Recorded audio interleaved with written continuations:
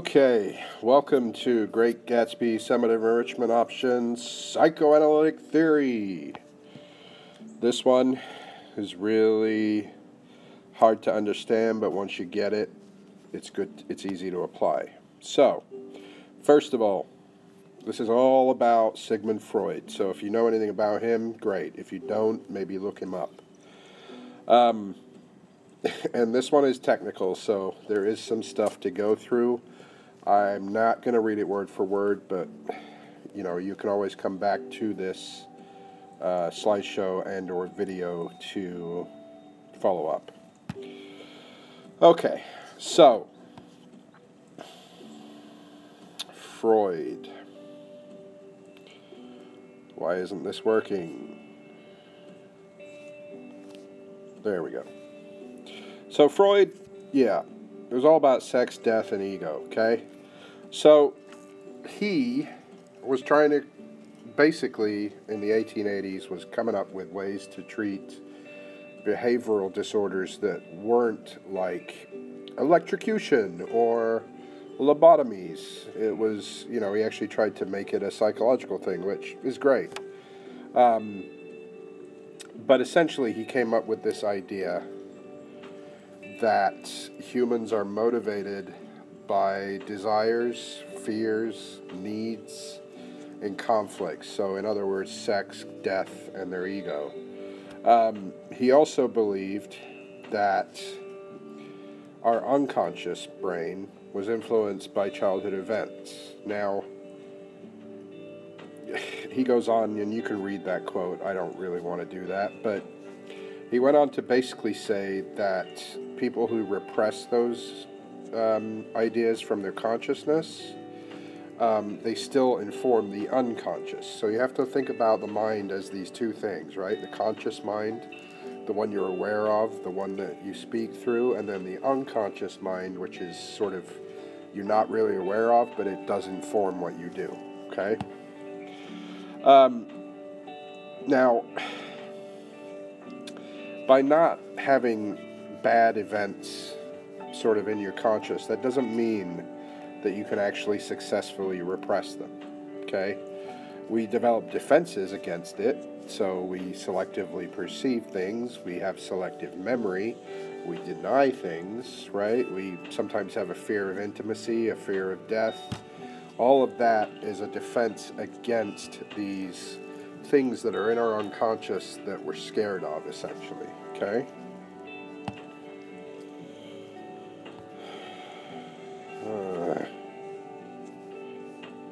All right, so this is going to be important if you do a psychoanalytic reading of Gatsby. So he's got that our desires and our unconscious conflicts give rise to three areas of the mind that wrestle for dominance, okay?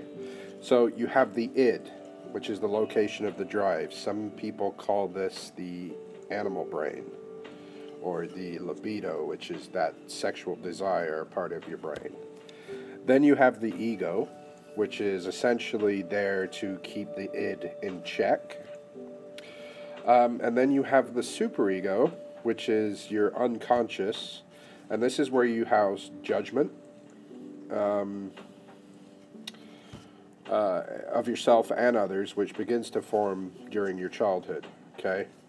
And they say it's a result of the Oedipus complex. So if you know who Oedipus is, or that Greek myth of Oedipus, then that will make sense. If not, here's a brief rundown of it. I'm not going to go over it, but essentially, the Oedipus complex is like a child's need for their parents, and conflict that happens when they grow up and they're not their mom's sole focus of attention anymore, and the problems with identity that come from that. And Freud said that both boys and girls want to do this. And essentially that's what pushes girls towards fathers, pushes boys towards mothers. It's really interesting, but read the slide and see if you can understand it. If not, do a little bit more research. Essentially, it's kind of funny, right? Because there's this thing in society where women, when they get married, they try to marry their father in a sense, not literally, but somebody who looks like that, or somebody who embodies that for them, and that comes from this idea, this Oedipus idea that Freud had, okay? Now, if you do a reading, a psychoanalytic reading of Gatsby, these are some of the questions that you might want to ask, okay? So, for example, how do the operations of repression inform the work? So are any of the characters repressing stuff, and that's informing their behavior? Is there any Oedipal dynamics at work here? Can their behavior be explained in terms of psychoanalytic concepts like fear of death or sexuality or anything to do with the ego, the id, or the superego, right? You could also take the theory, or you could take the idea here where you could actually psychoanalyze Fitzgerald. So what the choices that he makes within the text, the way the characters act, the way the plot continues, what does that suggest about his psychological being? Also, you can turn this around on you, right? Your perception of this story says something about your own psychological makeup, and if you really want to go down that road, then you're using a psychoanalytic lens to analyze your own idea of Gatsby and then turning the focus on yourself. Really tough to do in a paper, but if you want to go that route, you go for it. And then look for things that might have different meanings to different characters and try to determine whether or not that's the unconscious mind informing their behavior or their actions, okay?